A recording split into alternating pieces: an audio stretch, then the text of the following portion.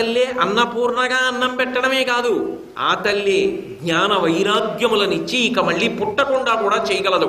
ముక్తినివ్వగలిగిన తల్లి కూడా ఉసుమావిడ. అందరి అమ్మల్లా కేవలము శరీరాన్ని మాత్రమే పోషించేటటువంటి పాలనివ్వగలిగినటువంటి పరిమితి కలిగిన తల్లి కాదు.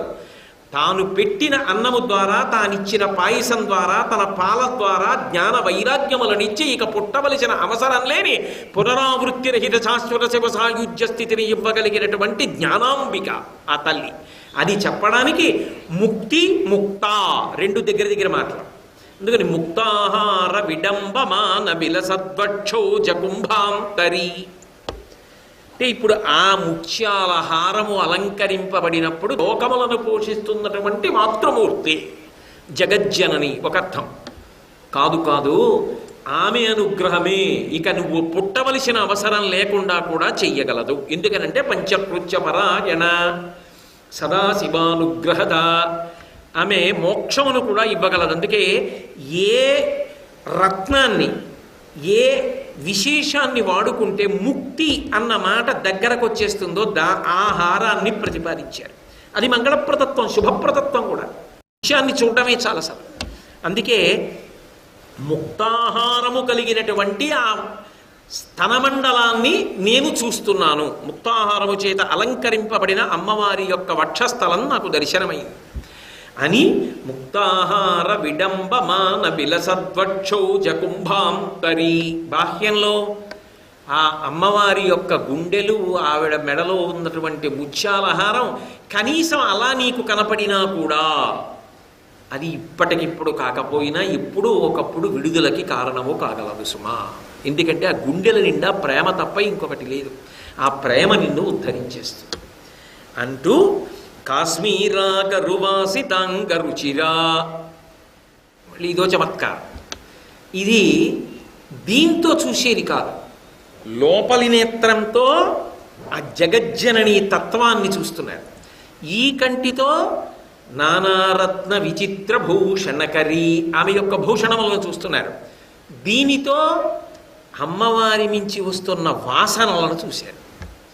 అంటే వెళ్ళానండి, విగ్రహం చూసొచ్చానండి కాదు, నిజంగా తల్లి అక్కడ కూర్చునుంటే ఆ తల్లి మించి ఎటువంటి సువాసనలు వస్తాయో దాన్ని అనుభవించారు. ఎటువంటి వాసనట? కాశ్మీరా గరువాసితాంగరుచిరా.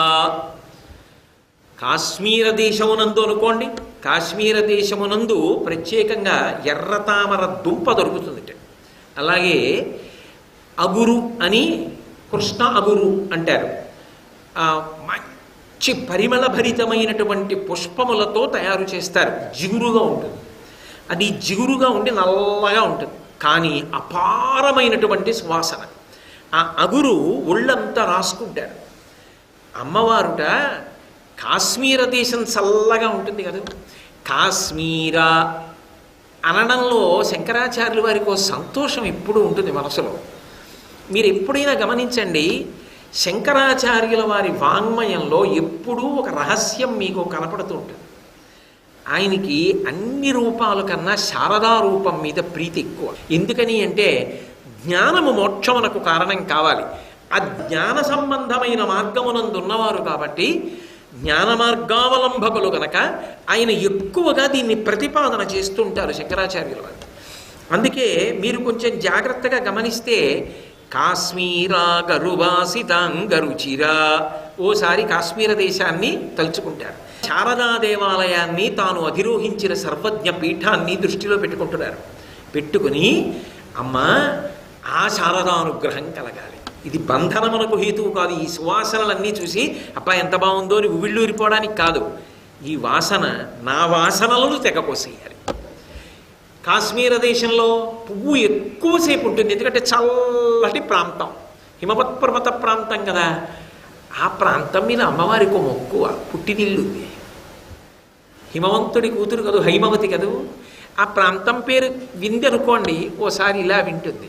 కాశీలో చెప్తున్నారు కదా, కాశీలో అన్నపూర్ణకి కాశ్మీర దేశంలో పార్వతికి అభేదాన్ని పాటిస్తున్నారు. కాశ్మీరా గరువాసితాంగరుచిరా అంటే ఆవిడ ఇలా అంటుంది. ఎవర్రోయ్ అటువైపు ప్రాంతాన్ని చెప్తున్నాడు, కాశీ వచ్చి. రెండు కా కా, ఇది కాశీ, అది కాశ్మీరం.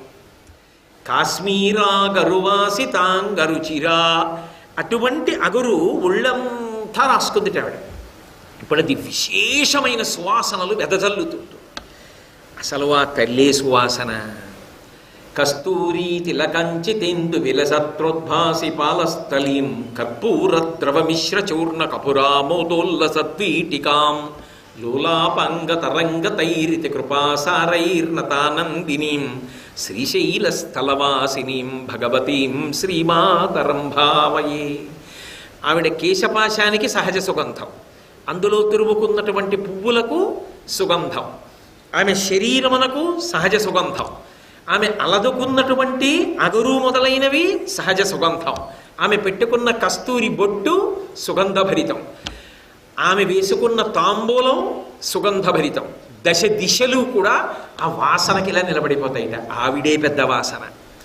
అయితే లోకంలో సాధారణంగా ఇటువంటి వాసనలకి వశపడడం రజోగుణానికి కారణం. కానీ అమ్మవారి విషయంలో అది ప్రసాదం. అందుకే వాసనా బలాన్ని కోసేస్తుంది. గత జన్మల నుంచి వచ్చిన దుర్వాసనలు ఏమున్నాయో వాసనలు తెగిపోతాయి ఈ వాసనకి. సాధారణంగా మాట మాట్లాడుతున్నప్పుడు వినపడుతుంది. మాటలలో వాసనలు తగిలేటట్టు చేసిన ఘనత శంకర భగవత్పాదులది స్తోత్రాలు. మాటలలో శబ్దాన్ని చెప్తారు తప్ప మాటలకి వాసన ఎక్కడి నుంచి వచ్చేస్తుంది అంటే మాటకు వాసనలు తగిలేటట్టుగా తావి నర్పించారు ఆయన. పువ్వులకు తావి ఉంటుంది, శంకరుల మాటలకు తావి. రుచే కాదు, పోషకత్వమే కాదు, మంచి సువాసన కూడా ఉంది ఆయన మాటలకు. ఆ సువాసన తగిలితే మన దుర్వాసనలు పోతాయి. అందుకే మీరు చూడండి, లోకంలో నాగుపాము విషం ఉంటుంది. నాగుపాము విషం తీసి తాగాననుకోండి ప్రమాదం ఏర్పడుతుంది. అదే విషాన్ని వైద్యుడు శుద్ధి చేశాడనుకోండి రోగాన్ని పోగొడుతుంది. కానీ ఆమె జగజ్జనని, అమ్మ, తల్లి, మహాపతివ్రత, మహాతల్లి, లోకములను కన్న అమ్మ, అన్నపూర్ణమ్మ, విశాలాక్షి, పార్వతి. అటువంటి తల్లి మించి వస్తున్న వాసనలు ఒకసారి ఊహ చేసి మానసికంగా మీరు ఒకసారి పీల్చినా, ఇప్పుడు ఇంత సువాసన చెప్తుంటే మీకు తెలియకుండా మీకు ఏదో తగులుతోందేమో అని అనిపించింది అనుకోండి, అది చాలు వాసనా బలం పోవడానికి. కాబట్టి కాశ్మీరా గరువాసితాంగరుచిరా కాశీపురాధీశ్వరి. ఎవరావిడ? అస్తమానం ఈ మాట అంటుంటారు, కాశీపురాధీశ్వరి అంటుంటారు శంకరాచార్యుల వారు. ఎందుకు అంటే ఆ కాశీపట్టణం యొక్క పేరు ఎత్తడం చాలు. ఆ కాశీ కాశీ కాశీ అని ఓసారి అంటుంటే చాలు. ఆ పేరు పలికినంత మాత్రం చేత కొంత అనుగ్రహం ఉంటుంది. ఎందుకని అంటే ఆ కాశీపట్టణం గురించి చెప్తూ విశ్వనాథుడే ఒక మాట అంటాడు పార్వతీదేవితోటి, కాశీ పాపములకు ఎదురు చుక్క అన్నాడు. కాశీ ఉపపాతములకు విషం.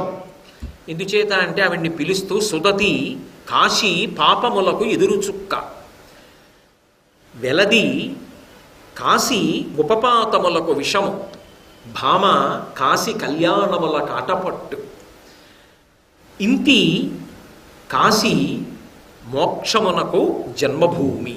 సర్వం శ్రీ ఉమామహేశ్వర పరబ్రహ్మార్పణమస్తు. స్వస్తి.